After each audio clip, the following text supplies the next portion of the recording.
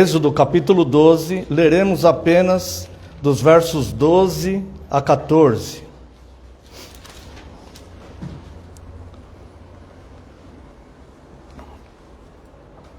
Porque naquela noite passarei pela terra do Egito e ferirei na terra do Egito todos os primogênitos, desde os homens até aos animais. Executarei juízo sobre todos os deuses do Egito. Eu sou o Senhor. O sangue vos será por sinal nas casas em que estiverdes. Quando eu vir o sangue, passarei por vós, e não haverá entre vós praga destruidora, quando eu ferir a terra do Egito. Este dia vos será por memorial, e o celebrareis como solenidade ao Senhor. Nas vossas gerações o celebrareis por estatuto perpétuo. Convido também a amada congregação para a leitura do livro do Apocalipse, capítulo 22.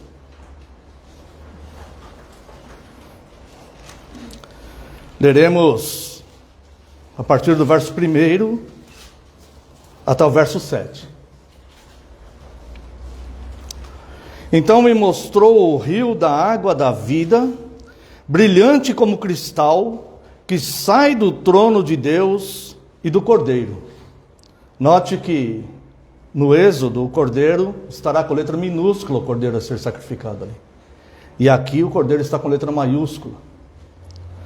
No meio da sua praça, de uma ou outra margem do rio, está a árvore da vida, que produz 12 frutos, dando o seu fruto de mês em mês, e as folhas da árvore são para a cura dos povos.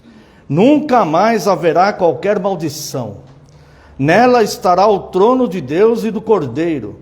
Os seus servos o servirão, contemplarão a sua face, e na sua fronte está o nome dele. Note isso, não está o seu nome, está o nome dele. Então já não haverá noite, nem precisam eles de luz de candeia, nem da luz do sol, porque o Senhor Deus brilhará sobre eles e reinarão pelos séculos dos séculos. Disse-me ainda: essas palavras são fiéis e verdadeiras. O Senhor, o Deus dos espíritos dos profetas, enviou seu anjo para mostrar aos seus servos as coisas que em breve devem acontecer. Eis que venho sem demora. Bem-aventurado aquele que guarda as palavras da profecia deste livro. E quero ler também a partir do verso 10. Disse-me ainda: não seles as palavras da profecia deste livro, porque o tempo está próximo. Continue o injusto fazendo injustiça. Continue o imundo ainda sendo imundo. O justo continue na prática da justiça, e o santo continue a santificar-se. Eis que venho sem demora, e comigo está o galardão que tenho para retribuir a cada um segundo as suas obras. Eu sou o Alfa e o Ômega, o primeiro e o último, o princípio e o fim. Bem-aventurados aqueles que lavam as suas vestiduras no sangue do Cordeiro, para que lhes assista o direito à árvore da vida, e entrem na cidade pelas portas. Fora ficam os cães, os feiticeiros, os impuros, os assassinos, os idólatras, e todo aquele que ama e pratica a mentira. Eu, Jesus, enviei o meu anjo para vos testificar estas coisas às igrejas. Eu sou a raiz e a geração de Davi, a brilhante estrela da manhã. O Espírito e a noiva dizem: vem. Aquele que ouve, diga: vem. Aquele que tem sede, venha. E quem quiser, receba de graça da água da vida. Proclamada que está a chave de entrada para o reino dos céus. Convido os irmãos para uma breve oração.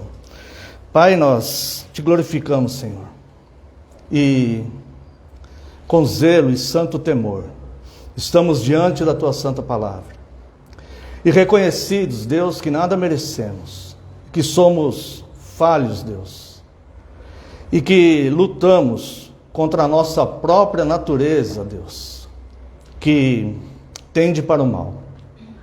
Nós queremos nos apegar à Tua Santa Palavra, encontrar na Tua Santa Palavra o porto seguro, onde possamos lançar a âncora da nossa alma, para navegarmos ou para estarmos em segurança no porto tão desejado, após navegarmos neste mundo de tribulações. Por isso, Deus, eu lhe peço que perdoe minhas falhas e pecados, e com todo respeito e reverência, eu lhe peço que somente o seu Santo Espírito venha nos iluminar esta palavra já revelada. Que neste momento, Senhor, eu diminua e só prevaleça a Tua palavra, porque a Tua palavra é a verdade. Em nome de Jesus Cristo, Teu Filho amado, é que oramos. Amém. Amada Igreja do Senhor Jesus Cristo, venho vos proclamar Jesus Cristo, o executor do juízo de Deus. Via de regra, no domingo de Páscoa, ouvimos sermões exaltando o livramento da escravidão, a vitória no Mar Vermelho, a proteção do sangue de Cristo nos umbrais das portas e etc. Não há nada de errado com esses sermões, desde que eles sejam bíblicos. Mas quero trazer aos irmãos um outro atributo de Cristo, que é tão importante e tão intenso como qualquer outro atributo de Cristo. Um atributo que ele é tão perfeito e santo como qualquer outro atributo de Cristo. O Cristo juiz. O Cristo que exerce o juízo de Deus. O Cristo executor deste juízo. E para fundamentar este meu sermão, eu convido a amada congregação aqui mesmo no livro do Apocalipse, capítulo 5, dos versos de 1 a 5. Vi na mão direita daquele que estava sentado no trono um livro, escrito por dentro e por fora, de todo selado com 7 selos. Vi também um anjo forte que proclamava em grande voz: quem é digno de abrir o livro e de lhe desatar os selos? Ora, nem no céu, nem sobre a terra, nem debaixo da terra, ninguém podia abrir o livro, nem mesmo olhar para ele. E eu chorava muito, porque ninguém foi achado digno de abrir o livro, nem mesmo de olhar para ele. Antes de lermos o verso 5, o motivo pelo qual João chorava, porque se ninguém pudesse abrir esse livro e executar juízo no mundo, o mal não seria punido. E os mártires santos não seriam vingados. E o sangue inocente derramado pela terra não seria vingado por Deus. Mas o verso 5 muda este cenário. Todavia, um dos anciãos me disse: não chores, eis que o leão da tribo de Judá, a raiz de Davi, venceu para abrir o livro e os seus 7 selos. E na descrição do livro, do Apocalipse, da visão de João, conforme Jesus vai abrindo os selos, o juízo começa a ser executado na terra. Então eu quero neste domingo de Páscoa trazer para os irmãos o Cristo executor do juízo de Deus, e é sobre esse juízo que eu quero proclamar. Voltemos ao Egito do Êxodo 12 e leremos o verso 13.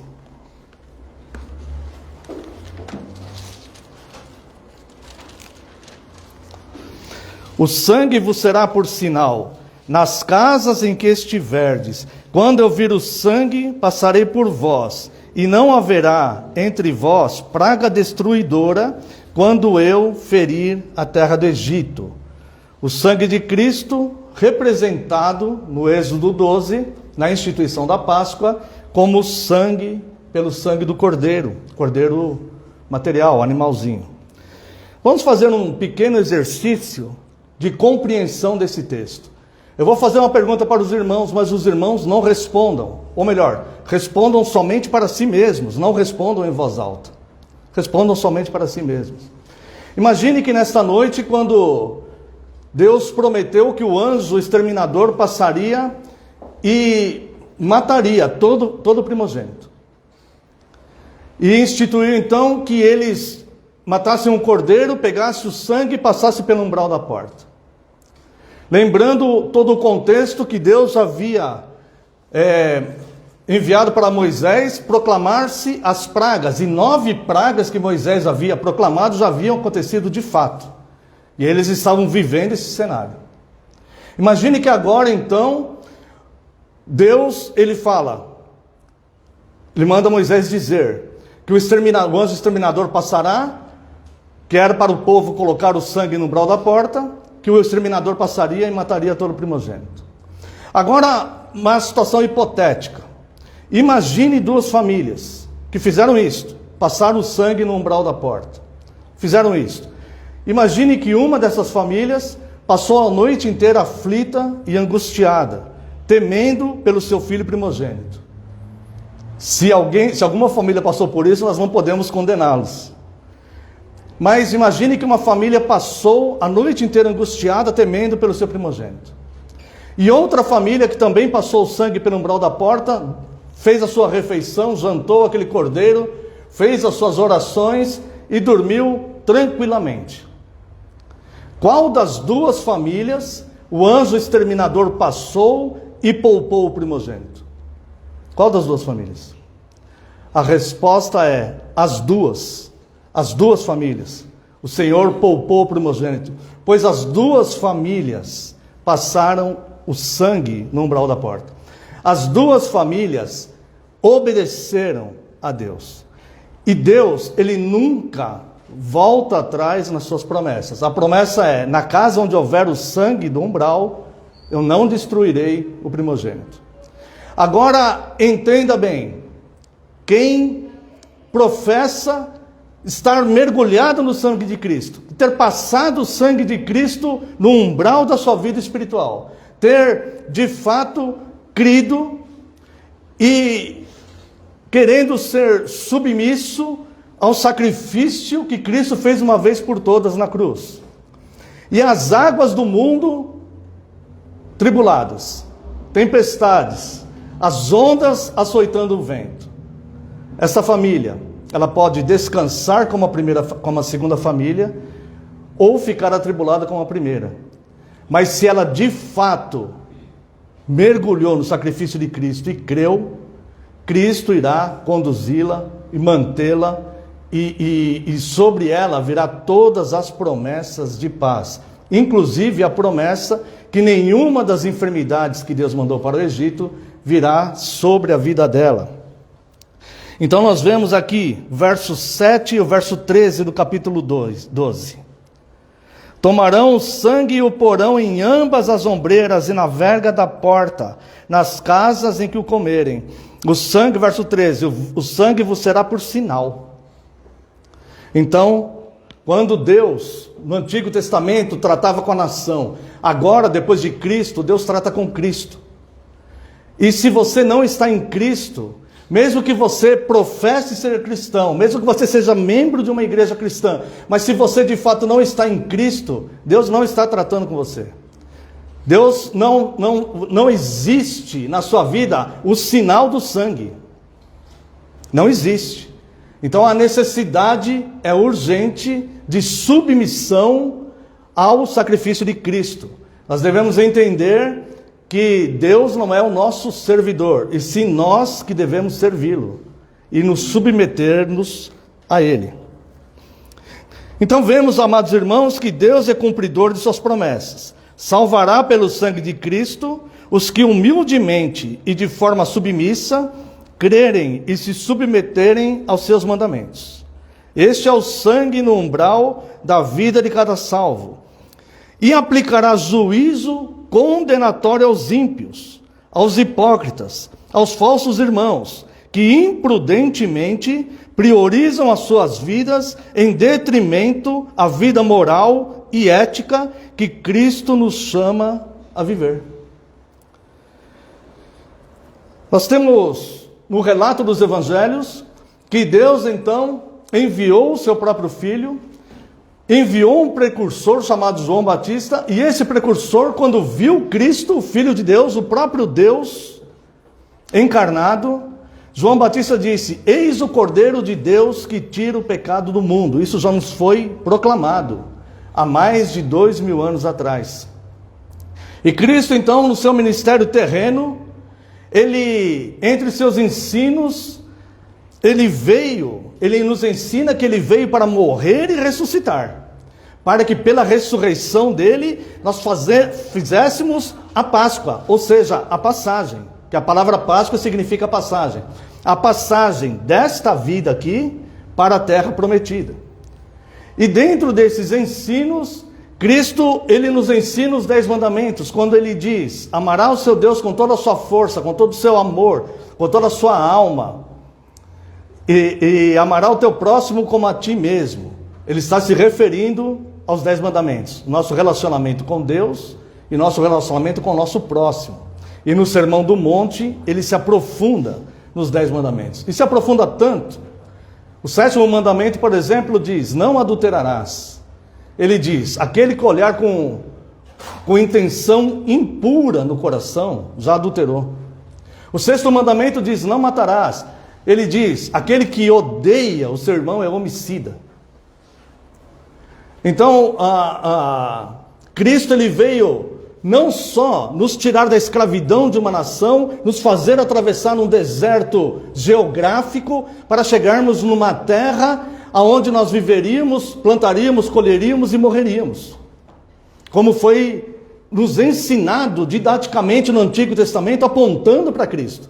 Ele veio de fato agora nos libertar da escravidão, não de uma nação, mas de nós mesmos, do nosso próximo pecado, da nossa própria obstinação, da nossa própria dureza de coração, das nossas próprias fraquezas e fragilidades, para nos levar e nos conduzir através desse deserto da vida para a terra prometida, que é o reino dos céus. E para que isso aconteça, ele nos ensina a forma de fazer isto, que é buscar uma vida de santificação, priorizando ele e não os nossos interesses pessoais. Se nós estamos buscando na vida, se nós estamos buscando na igreja, se nós estamos buscando os nossos interesses pessoais, não é a Deus que servimos, mas servimos a nós mesmos. E estamos fazendo da vida, e estamos fazendo da igreja, ou de qualquer outro elemento, ferramentas para que nós possamos nos servir a nós mesmos. No entanto, não são aqueles que se servem, que se dedicam a servir-se a si mesmos, que herdarão o reino dos céus. E isso também já nos foi proclamado. O que nos foi proclamado pelo próprio Cristo é que aquele que abre mão da sua própria vida para seguir a Cristo, é este que herdará o reino dos céus. Então, meus irmãos, como eles, quando saíram do Egito e atravessaram o deserto por 40 anos, assim estamos nós agora, naquele momento do Êxodo. Nós estamos no capítulo 12 do Êxodo da nossa vida. Ou seja, é isso que este domingo de Páscoa vem nos trazer à memória. Nós estamos sendo libertos de nós mesmos.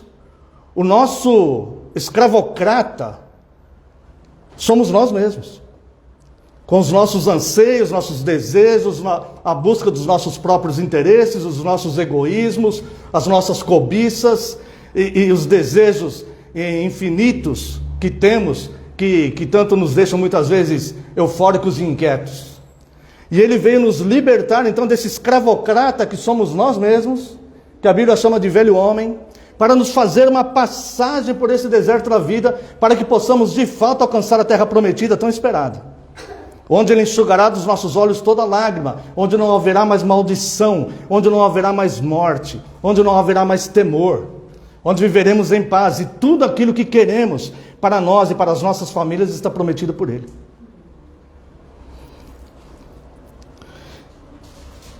Então nós vimos que no Êxodo, Deus faz todo esse conjunto de coisas no Egito para ensinar gerações futuras sobre Cristo.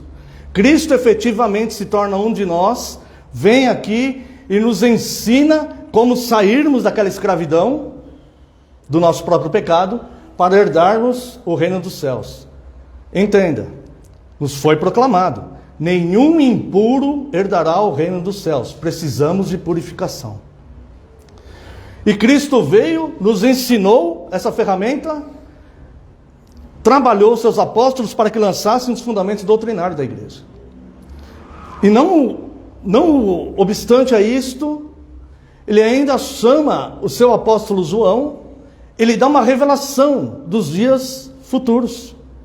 No seu ministério terreno, Cristo, por várias vezes, lembra os dias passados, falando sobre Moisés e o Êxodo. E na visão do Apocalipse, Deus chama João para dar a revelação de dias futuros. Ou seja, ele nos ensina o caminho no deserto. Infelizmente, assim como aqueles que saíram do Egito e peregrinaram no deserto por 40 anos, muitos ali tombaram e ali ficaram, porque se rebelaram contra Deus, porque resolveram adorar um bezerro de ouro, porque exigiam a cebola e o alho que comiam no Egito, porque exigiam comer carne. E se rebelaram contra Deus, porque não estavam sendo satisfeitos nos seus interesses pessoais. E não se lembravam da gratidão por terem sido libertos do Egito. Muitos desses caíram e ficaram prostrados no deserto. E é exatamente assim a caminhada da igreja. Nem todos, depois que Cristo veio, morreu e ressuscitou, e através da sua ressurreição nos proporcionou a possibilidade também de termos a nossa própria ressurreição e vivermos na Jerusalém celestial. Muitos de nós cairão e ficarão prostrados neste deserto que estamos atravessando, porque priorizarão mais os seus interesses pessoais do que servir a Cristo. Alguém disse, certa vez: seguir-te-ei para onde quer que fores. Mas a resposta de Cristo deve ter chocado aquele homem. Cristo não falou muito obrigado. Então estamos juntos. Confio em você. Eu sei que você vai me seguir. Obrigado, agora estou seguro aqui para cumprir minha missão. Cristo não falou isso. Cristo falou para ele: as aves dos céus têm ninhos. As raposas têm covis. O Filho do Homem não tem onde reclinar a cabeça. Ainda assim, você deseja seguir a Cristo? Se você não tiver onde reclinar a cabeça amanhã, ainda assim você seguirá a Cristo? Você professará ser cristão? Você fará isso? A Páscoa não é só para nos lembrar de libertação. A Páscoa é para nos conscientizar que existe um deserto a ser atravessado. E nesse deserto existem tribulações, existe um sol árduo, existe um frio à noite. Muitas vezes existem miragens que nos enganam. Nós achamos que ali é melhor, ali é melhor. Existem miragens que nos enganam. O deserto está cheio de armadilhas. No deserto há fome, há escassez de água, há dificuldades na caminhada. Muitas vezes no deserto não vai haver pedra nenhuma para reclinar a cabeça. Não vai haver. Ainda assim, nós seguiremos a Cristo? Nós iremos fazer essa passagem até a terra prometida? Passamos pelo Êxodo 12.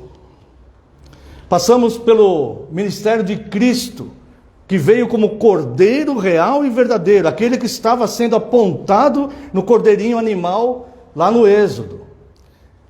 João Batista testemunhou: esse é o Cordeiro de Deus que tira o pecado do mundo. E agora, vamos para o Apocalipse na visão que Cristo deu a João. E eu convido a amada congregação, no Apocalipse, ali capítulo 22, ver o verso 1. Somente a primeira palavra antes da vírgula. Aqui está escrito: então. Quando está escrito então aqui, quer dizer que existe uma continuidade de pensamento, ou seja, alguma coisa está sendo dita na perícope anterior e vai ser continuada aqui.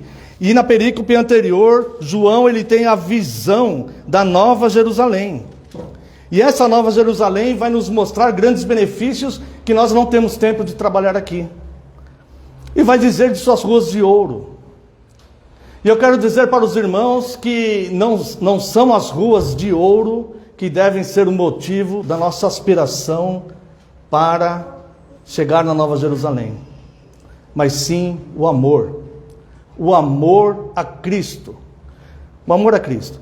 Salmo 91, verso 14, aquele que a mim se apegou por amor, eu também o livrarei, o glorificarei, o colocarei a salvo, mostrarei a minha salvação, porque creu no meu nome.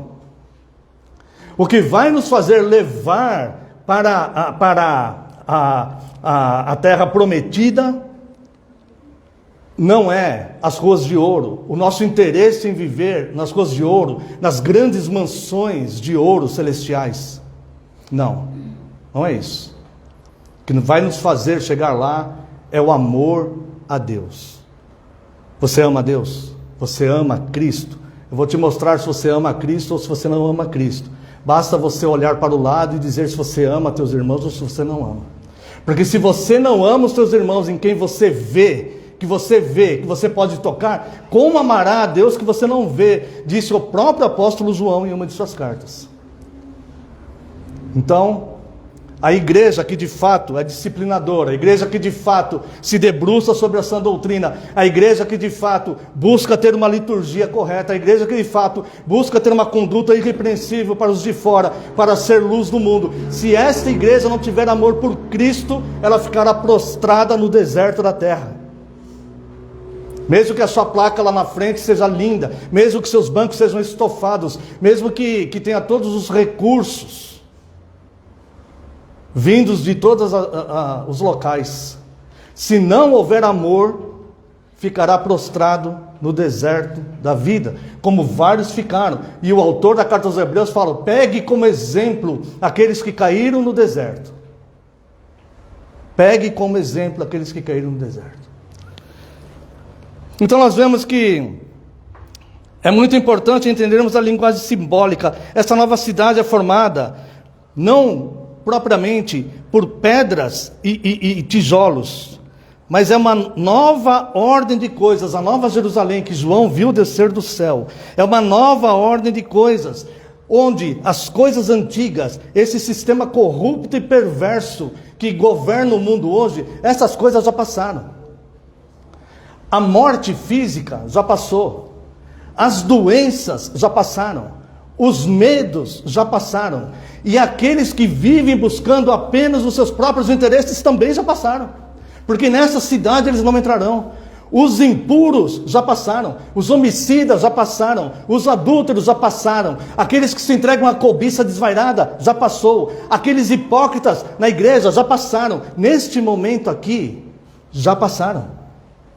Somente o que é puro, purificado pelo sangue de Cristo, aqueles que lavaram as suas vestes no sangue de Cristo, somente eles e mais ninguém e mais nada entrará nessa terra prometida. Ou seja, aquele que tem fome e sede de justiça, como Jesus fala em Mateus 5:6. Não aquele que tem fome e sede de ser satisfeito e de usar Deus para satisfazer a sua própria vida, porque quer, ou deseja, ou precisa de algo. Mas aquele que tem fome e sede de justiça. Eu estou aqui porque isso aqui é justo. Eu faço isso porque isso aqui é justo. Eu estou inconformado com aquilo. Eu estou indignado com aquilo porque aquilo é injusto. É só assim que se entra.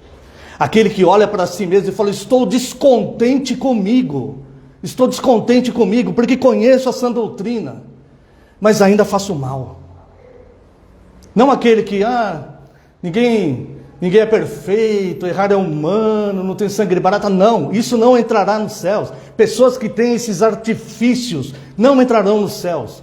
Entrarão os descontentes consigo mesmo. Aquele que olha para dentro de si mesmo e fala: Senhor, não sou digno não sou digno, eu não posso, Senhor, eu não sou merecedor, Senhor, me perdoe por tanta maldade, me perdoe pela minha perversidade, me perdoe pelos meus pensamentos, Senhor, estou descontente com o que falei, Senhor, estou descontente com o que pensei sobre o meu irmão, Senhor, estou descontente com o que fiz, as ocultas, Senhor, me perdoe. Somente esses passarão. Os demais, a exemplo daqueles judeus, aqueles hebreus que caíram no deserto. Muitos cairão no deserto desta vida. E por fim, irmãos, a revelação foi dada para que o povo obedeça. Apocalipse 22, 7. Eis que vem sem demora, bem-aventurados aquele que guarda as palavras da profecia deste livro. A revelação, a passagem, a ressurreição, o Cristo, a cruz, o sangue, o Cordeiro que tira o pecado no mundo, ele foi revelado para aqueles que obedecem. E ele foi revelado também como alerta aos ímpios, porque os ímpios, eles não se arrependem, por isso eles perecerão no deserto da vida. Apocalipse 16, 9. Com efeito, os homens se queimaram com intenso calor e blasfemaram o nome de Deus, que tem autoridade sobre esses flagelos, e nem se arrependeram para lhe darem glória. Nem passando por flagelos, nem se queimando com o sol intenso sobre eles. Esses homens não olham para si mesmos e falam: se Deus está fazendo isso, Deus é justo, como Davi fez. Eu pequei contra o Senhor, justo será no teu julgar e no teu falar. Esses homens não fazem isto. Eles blasfemam contra Deus. O que eu fiz para merecer isto? Por que isso está acontecendo comigo? Logo eu, como se ele fosse o centro do universo e não Cristo. Então, a revelação foi dada para que o povo obedeça. Foi dada para juízo, mas as pessoas não se arrependem. E à medida que a vida vai avançando, mais se torna difícil uma transferência de lealdade. Quando a pessoa, ela começa a passar o tempo, e ela fica treinada e aperfeiçoada em buscar somente os seus próprios interesses, quanto mais tempo passa, mais difícil fica ela fazer uma transferência de lealdade. Porque a lealdade dela está com seus próprios prazeres e seu próprio bem-estar. Ela serve a si mesmo, conforme proclamado nas Escrituras, o seu Deus é o próprio ventre. E quanto mais tempo passa, mais difícil fica fazer uma transferência de lealdade. Eu não quero servir mais a mim mesmo. Eu quero servir ao meu Deus. Onde Ele me colocar, eu servirei. Se não tiver pedra para reclinar a cabeça, fico sem reclinar a cabeça. Se houver ninho, obrigado, Senhor. A andorinha e o pardal encontraram ninho nos seus altares. Eu encontrei o meu Deus, Rei meu. Encontrei os teus altares no seu átrio. E por fim, amados irmãos, nós vamos ver aqui no capítulo 22, Apocalipse. Sermão um pouco mais longo hoje, por ser o domingo de Páscoa. Vamos ler o verso 11, no capítulo 22. Continue o injusto fazendo injustiça. Continue o imundo ainda sendo imundo. O justo continue na prática da justiça. E o santo continua a justificar-se. Deus não está enganado com os hipócritas que estão na igreja. Deus não está enganado com eles. Deus fala: continue imundo fazendo imundícia. Continue injusto fazendo suas injustiças. E continue o santo a santificar-se. Esta igreja e esse sermão vos proclama que exatamente o que você está plantando será exatamente o que você vai colher. Portanto, se o que você está plantando não procede do reino de Deus, arrependa-se enquanto há tempo. Essa é a nossa Páscoa. Cristo, o Cordeiro de Deus, que tira o pecado do mundo. Arrependa-se das conversas ocultas, arrependa-se dos pensamentos ocultos, arrependa-se de querer ser servido em vez de querer servir a Deus, arrependa-se enquanto há tempo. Pois vos proclamo novamente, Deus não está sendo enganado pelos hipócritas. Continue o injusto fazendo injustiça, continue o imundo sendo imundo, o justo continue na prática da justiça e o santo continue a justificar-se, porque haverá separação entre um e outro. E Cristo, antes da nossa entrada na terra prometida, neste deserto, Ele enviará os seus anjos para separar trigo e joio. Isso vai acontecer, pois está proclamado nas Escrituras. Portanto, há que se decidir a quem servirei, como disse Josué. Portanto, escolhais a que Deus servireis. Agora falo palavras minhas. Seus próprios interesses ou ao Deus vivo, o Cordeiro que tira o pecado do mundo.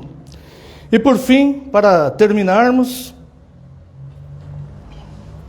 fora ficam os cães. Esse cães aqui está no sentido de imundo, né? O cachorro era considerado um animal impuro, imundo. Fora ficam os cães, os feiticeiros, os impuros, os assassinos. Assassino não é só aquele que mata pessoas, é aquele que mata reputações, é aquele que mata a esperança das pessoas, que mata a alegria das pessoas. Os idólatras e todo aquele que ama e pratica a mentira. Essa mentira aqui é toda palavra que não é a sã doutrina. Todo aquele que ama e pratica a pregação do falso evangelho. É nesse sentido que está se referindo. Eu, Jesus, enviei meu anjo para vos testificar estas coisas às igrejas.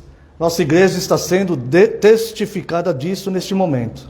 Eu sou a raiz e a geração de Davi, a brilhante estrela da manhã. O Espírito e a noiva dizem, vem.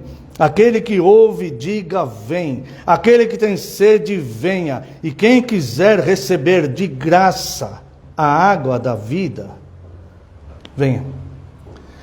E esta promessa é que eu quero que a nossa igreja, os amados irmãos, todos aqueles que estiverem acompanhando este vídeo, se firmem. Firmem-se nesta promessa, não só nessa, como todas as promessas. Quem quiser, receba de graça da água da vida. Você está com tanta sede que você está lutando para cuidar dos seus próprios interesses? Olha só. Aquele que ouve, diga vem. Aquele que tem sede, venha. E quem quiser, receba de graça da água da vida. Como aquela família que estava atribulada, na nossa hipótese que fizemos no começo. O primogênito não morreu porque estava com sangue na porta. Porque Deus é cumpridor da sua palavra, assim também Deus cumprirá essa promessa. Convido a amada congregação